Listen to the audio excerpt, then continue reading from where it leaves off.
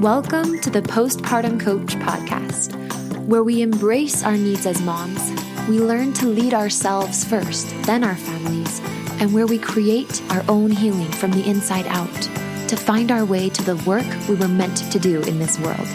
I'm your host, a fellow mom of 3 and a certified life coach, Lizzie Langston.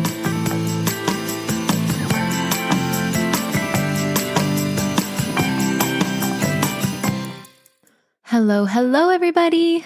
You guys, I am in lovely Arizona. We've been here for about a week. I'm at my parents' home here that they don't use as often anymore. And it is so beautiful. So for all of my Phoenix, Mesa, Gilbert, wherever you are in Arizona people, aren't we lucky? And there's also apparently a very bad storm happening up in Denver. So I feel so lucky. I actually want to share a little bit about why we're here vacationing, wintering for a couple weeks, maybe more. We're scheduled to stay for 2 weeks. That's just what we originally committed to. And I'm definitely thinking it needs to be 6 weeks or at least 4. So I'll let you know. But the reason we're here is because last February, there were a series of snowstorms and we were basically in our home for about 10 days straight. Now, post-pandemic, that doesn't sound that bad. We've all spent a lot of time in our home this year. But I was raised in the desert. I am used to lots of sunshine. And so not only was it like the winter, more blue light from the sun, but it was also a lot of time inside. And I got depressive, you guys. And I actually did an episode on seasonal depression. It's somewhere here on the podcast. You can go search for that. But I decided to be proactive and try to help my body out and my mind. So we scheduled this trip during the kind of late February, early March, which is usually the heaviest snowfall in Denver.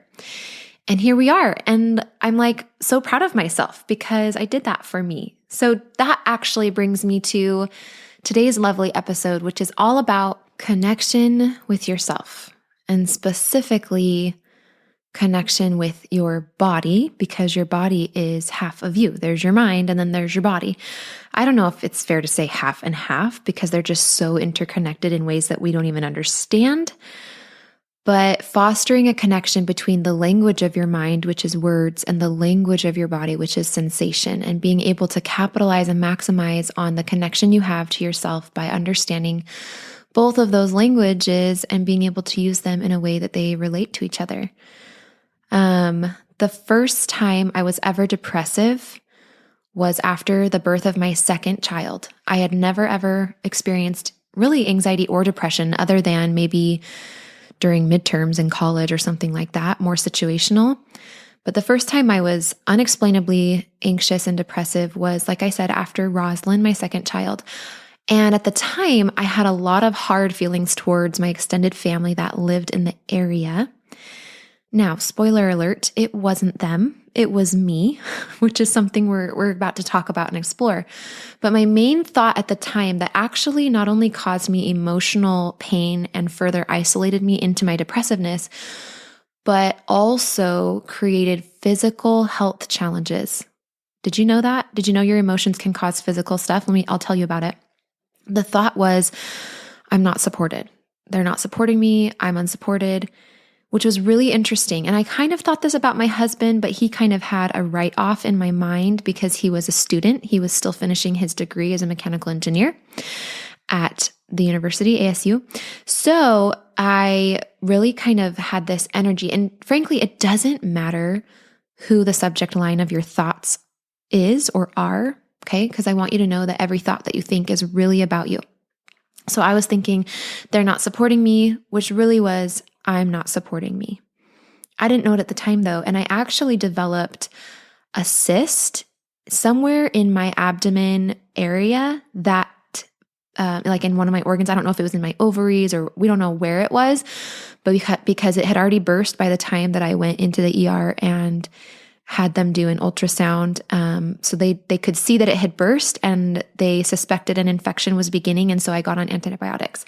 But there's a book that I use with my clients, and that really helps me understand the connection between physical symptoms and disease and sickness and emotions. It's called Feelings Buried Alive Never Die by Carol with a K, Truman.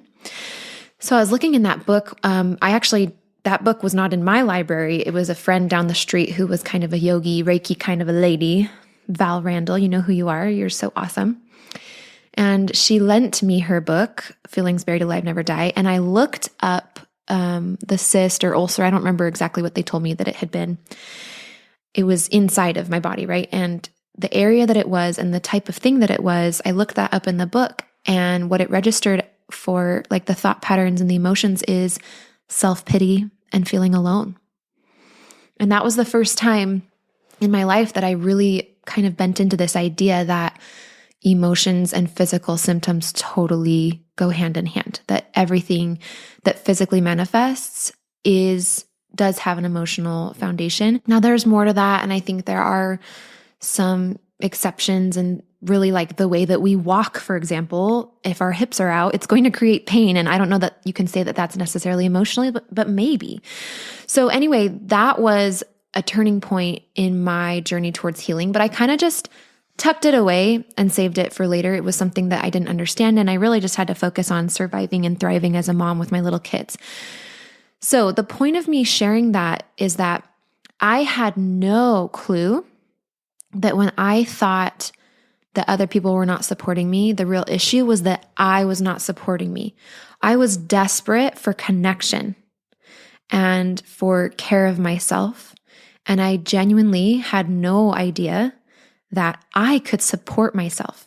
I thought probably, I'm guessing, I don't know, but I think I probably thought that that was a nice gesture or idea, but I really only associated support from coming without me, like from the outside, from somebody else. I had no clue that I could learn to support and heal and care for myself better than anybody else could. I didn't know that I was capable of doing that.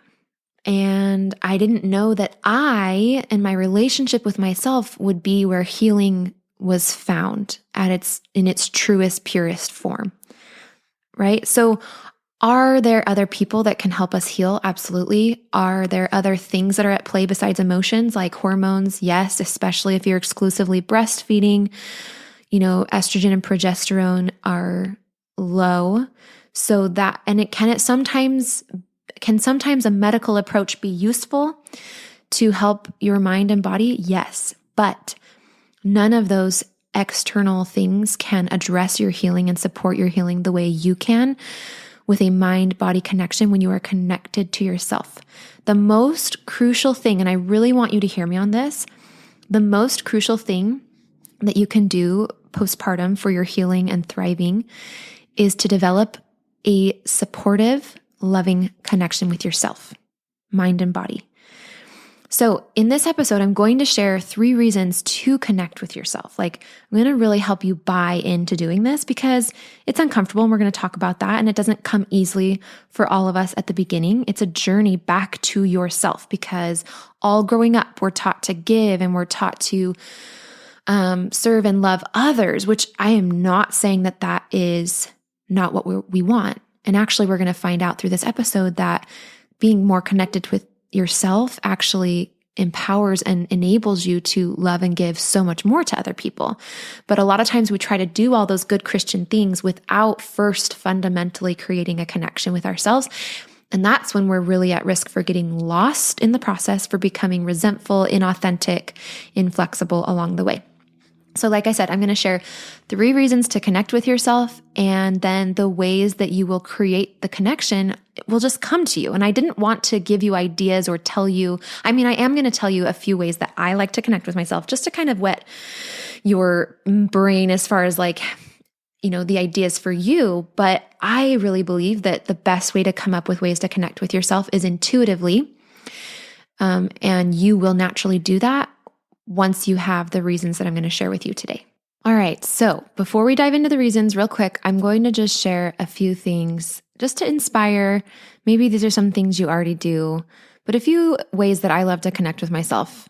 I love so many different ways to do this. I have been walking. Just this morning I was walking, and sometimes I listen to scriptures or a podcast, but a lot of times I like to, and even more now lately, I like to just listen to the trees and breathe and connect with the nature outside of me to the nature within me.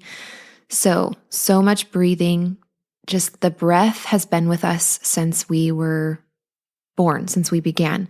And I find that when I connect with my breath, it's ultra grounding. It's no matter what thoughts I have going on, no matter what feelings I have happening, I can just find solace there for a minute. And then I come back to the thoughts and the feelings a little bit more grounded and more calm, more clear-headed. I love yoga. I wouldn't say that I'm a yogi. I probably am somewhere past beginner, but not much farther along. But I love yoga because it's like walking into all the different bedrooms in my house and just taking an inventory of everything that's there. Except it's not like imagining everything that's really messy, although some spaces are messy, but I just get to this is a metaphor, of course, but it's like walking around your house and seeing everything you love and just breathing it in and smiling like it's mine. That's how I feel like yoga is for your body. There's just so many opportunities to get feedback and stuff. Anyway, I could talk about that all day. Sufficeth to say, I like yoga. I love journaling. I love just staring at a candle or journaling by the candle. I love hot tubbing so much, anything with water. I gave birth to my second baby in water. I love looking up at the stars and just thinking about God and what could be out there and just maybe how He lives. I love songwriting and poetry and music and writing those things. This might sound silly, but I love looking at myself in the mirror and saying hello and really trying to find the person behind my eyes. I love listening to a bedtime story and telling stories to my kids as long as I'm not too tired. So these are the ways that I just love to spend time with me. Okay. I want to preface the 3 reasons and when I say reasons, they're really just thoughts that I'm offering you that I believe will really motivate you. These are thoughts that I live from, and I have a really, really solid connection to my body, to myself, although it's something I'm constantly improving on, and I just want to share them with you. So before I do, though, I wanted to say that your relationship with yourself starts like a date. I want to set up expectations, okay? Because your relationship with yourself starts like a first date. It kind of is like a first date. When you first get started in this relationship with yourself, you guys, there are awkward pauses. There are moments where you accidentally talk over each other. There are moments where you're asking questions simply out of politeness and to keep the conversation going, right? But from the sheer presence of just being there, the presence, the gift of your presence, that is where the first sparks of connection can start. It doesn't always feel glorious and juicy and magical like I make it sound here on the podcast, or maybe as it seems. It is, though. It can be, but it does get that way. You can't get to a romantic hand-holding, beautiful, vulnerable, connected relationship with someone that makes your belly twirl and sparkle without that first nervous dance on that first date. And so when it comes to these statements that I'm going to share and you thinking about how you connect with yourself and how you can grow that connection, just know that it will sometimes feel a little weird or boring or like, I'm not sure how to do this, or what do I do on that first few times that you create space to do, to spend time with yourself, but it's totally worth it. And just like, a married partner that you love and a life you love sharing together, there might be ups and downs, but it's worth it. The benefits far outweigh the costs. And so I want to offer that's how it can be with your connection with your body. Okay. So the first thought I want to offer is when you are connected to yourself, you are connected to all that is. Let me say that again, because America specifically is such an individualistic society. And I want to offer you this, what I believe is a truth here, which is when you are connected to yourself, you are connected to all that is. And to the extent that you are connected with yourself, that is the connection you can feel with others. When I am on consults with people, I spend time connecting with myself. And I find that my body can sense little things in people's voices, and I can just have so much insight to you guys. I really feel like when we're connected to ourselves, we are connected to all that is, to food, to other people, to animals. Like there's something so holy, and so rich, and there's so much connection available to us when we first dive deeply into ourselves. When you are connected to yourself, you will know what you need and you will know it before the doctors do. You'll have that intuition. When you're connected to yourself and to the extent that you are, you won't resent your husband for not getting it postpartum, for not understanding you. When you are connected to yourself, you will naturally take care of yourself. You won't overgive and end up burned out and anxious and depressive. Okay, the second thought I want to offer you as far as motivation to get connecting with yourself is that your body has all the answers. I've said that before on this podcast, but it really is true. Your body knows what it needs to heal. Our bodies are instruments of integrity. They know, it knows, your body knows exactly what it wants and needs to eat and what it doesn't in order to take care of itself. It's just a matter of listening. Your body wants to heal from any chronic pains and it knows how to. It's just a matter of letting it lead. Your body wants to be and knows how to get to an ideal weight, but we aren't listening so much of the time. Now, just something to say here, if you are having chronic pain or you are feeling like you're more heavier in your weight than you want to be, I'm not trying to make you feel guilty. I don't want you to be hard on yourself and say, oh, great, like another thing I haven't been doing right or haven't been doing well is not listening to my body. We're not taught this. And so I just want to extend to you love and compassion and just know there's so much hope though. There's this whole secret world inside of our bodies that I think normally we just associate body with medical and physical, but there's the subtle body, the energetic body, there's emotions, which are a total mystery to most of us. So there's so much work that you can do in order to have this connection and be so much more in tune with your body. And that will help you make any changes emotionally or physically, etc., that you want to make. Often we're just living so much in our mind, again, because we weren't taught differently, we forget to listen to the body. And through the generations, I feel like we've kind of lost the art over the generations. So I'm like, don't worry, it's making a comeback because we are seeing the ramifications of being disconnected to our individual body and relying outside of the body for solutions to heal the body. Solutions created by other people who are disconnected from their bodies. All of this is kind of creating this cascade effect in the health industry. And so we're all getting back to that point. Has anybody read The Goose Girl by Shannon Hale?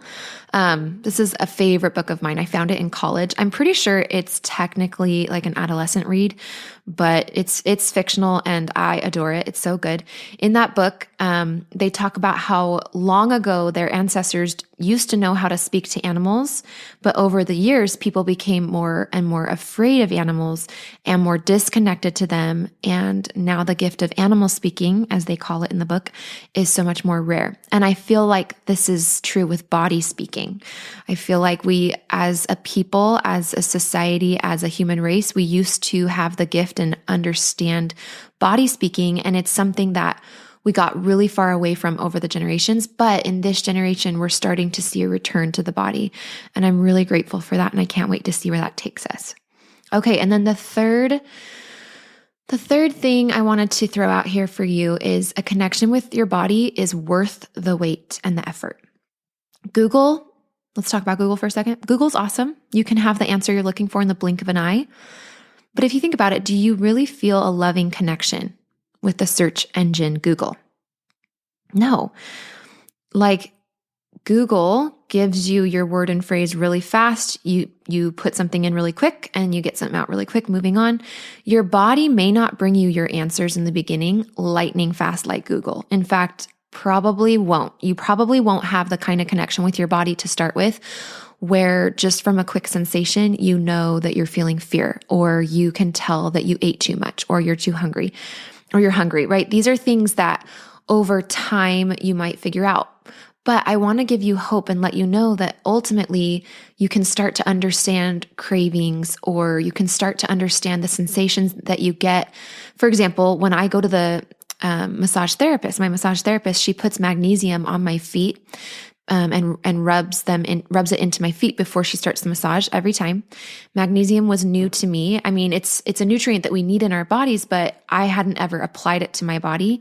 And it's no longer found in our food sources with the way that food is produced, unless you're buying from like a local farm organically who makes sure to take care and have magnesium in the soil. Most of us don't get magnesium, and we need it to live. And lots of health problems can be created without it. Anyway, I learned all of this afterwards, okay? But all that I noticed was this amazing sensation that would come over me when she would put the magnesium on my body.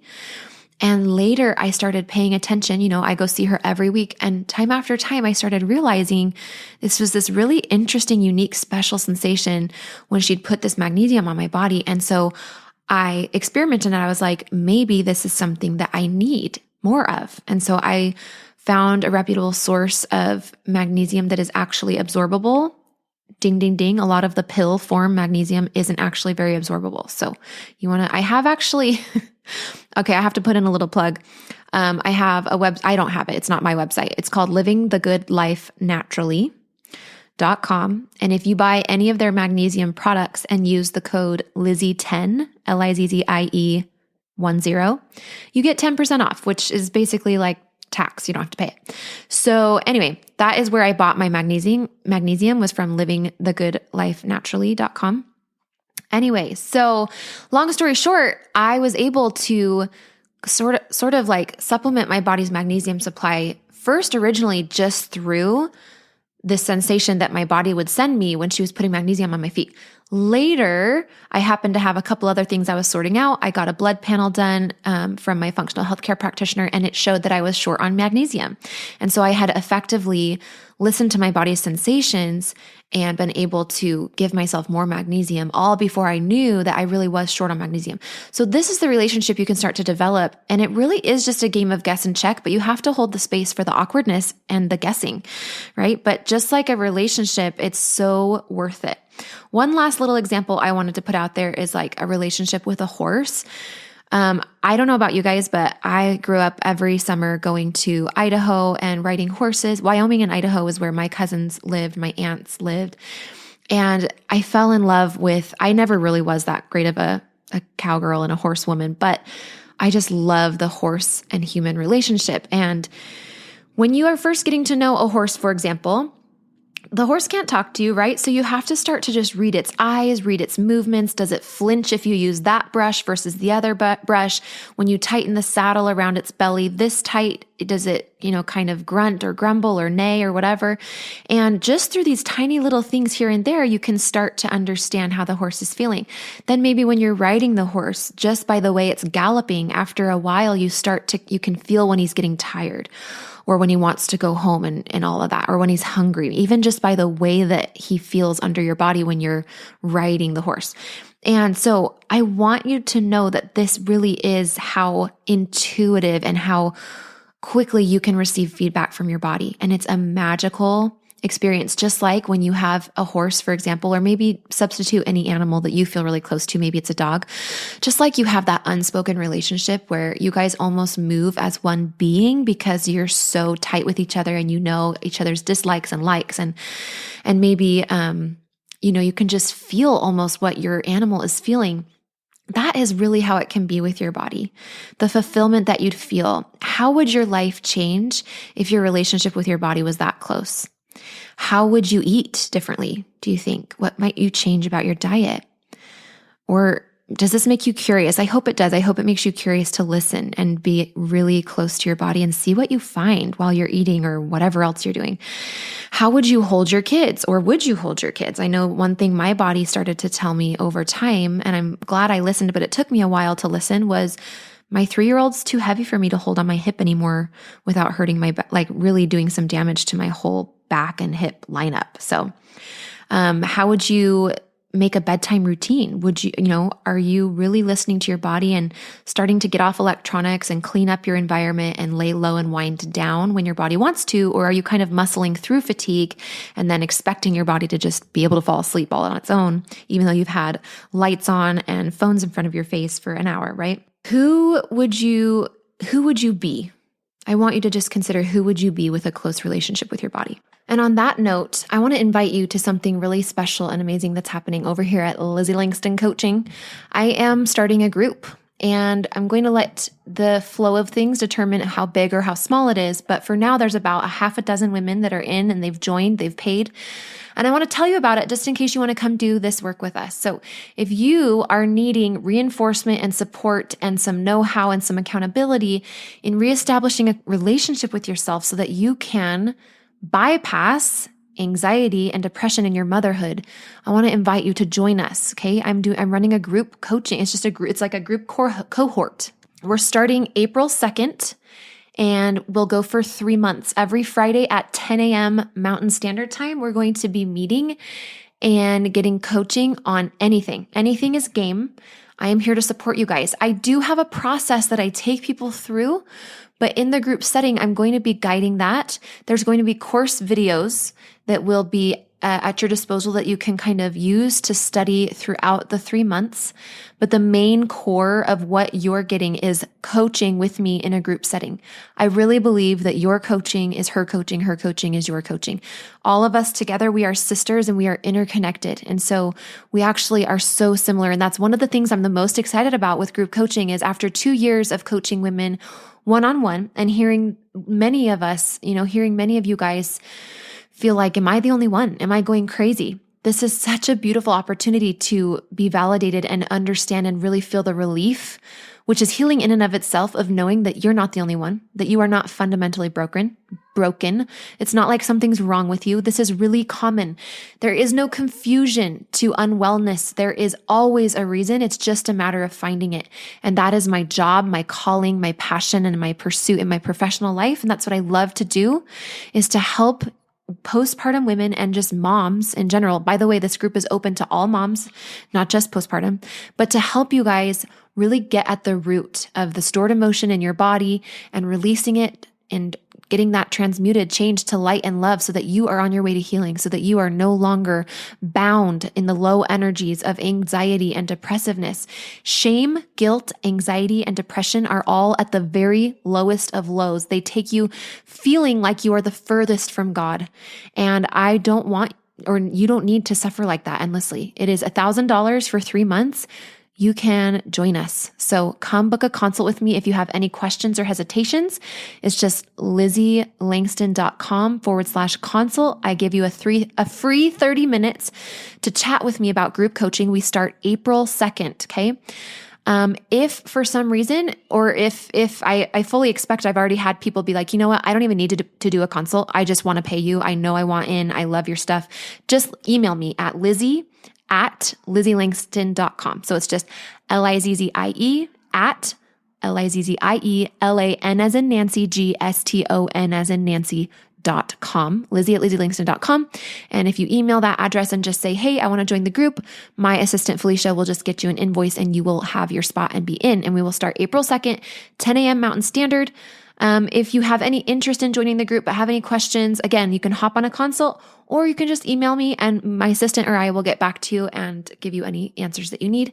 We love you. We support you. And my hope is that this group coaching program is the balm in Gilead. You know, it's just, I hope that it is like the anointment that you need to get healing going. I'm so grateful to be here with you guys, and we will see you soon. I'll talk to you on your consult. Hey, Lizzie here. I've helped dozens of postpartum moms just like you to manage their postpartum anxiety and deconstruct their postpartum depression. It's really easy for me. So if you're ready to feel better, I know the way. Let's chat on the phone. Set up a time by going to LizzieLangston.com/consult. It's pretty simple, and I will be calling you soon.